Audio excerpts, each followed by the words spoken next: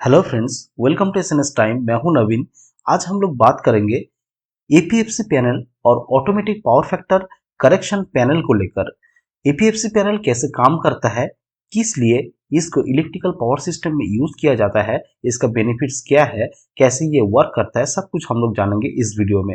तो चलिए दोस्तों, वीडियो को शुरू करते हैं। वीडियो अगर अच्छे लगे तो वीडियो को एक लाइक, कमेंट, शेयर कीजिएगा और subscribe my channel SNS time. So let's get started.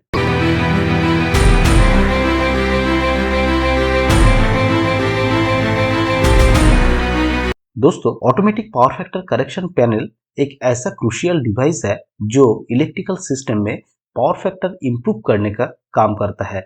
इसके द्वारा हम लोग पावर फैक्टर को एनहांस करते हैं। दोस्तों, एक प्रोजेक्ट में ज्यादातर तीन टाइप का लोड चलता है।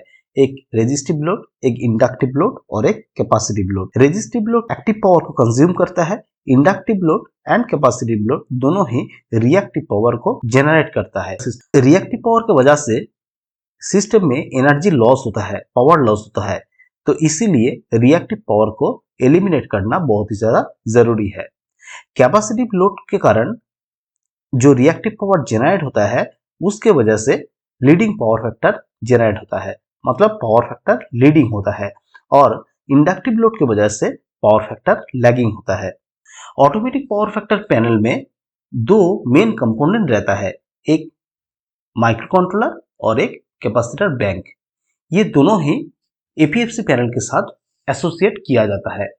माइक्रो कंट्रोलर में दोस्तों, फॉर एन एग्जांपल, कोई एक प्रोजेक्ट में 0.9 is the required power factor. 0.9 power factor value को एक रेफरेंस के तौर पे उसको सेट किया जाएगा। माइक्रो कंट्रोलर उसके बाद सिस्टम का जो पावर फैक्टर है उसको कंटिन्यूअसली मॉनिटर करता रहेगा। जब पावर फैक्टर डिक्रीज होता है, मतलब मान लीजिए कोई सिस्टम में ट्रांसफार्मर या मोटर चल रहा है, उसके वजह से, मतलब इंडक्टिव लोड चल रहा है, उसके वजह से पावर फैक्टर लैगिंग हो रहा है। पावर फैक्टर जब लैग करेगा, पावर फैक्टर डिक्रीज करेगा, मतलब 0.9 से कम हो जाएगा। मान लीजिए 0.8, 0.85, 0.75 ऐसा हो गया। ऐसे जब हो जाएगा, माइक्रो कंट्रोलर उसको सेंस करेगा।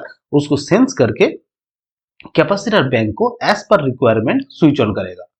कैपेसिटर बैंक को जब स्विच ऑन करेगा, capacitor bank leading power factor generate करेगा, क्योंकि हम लोग जानते हैं capacitive load leading power factor generate करता है और inductive load lagging power factor generate करता है।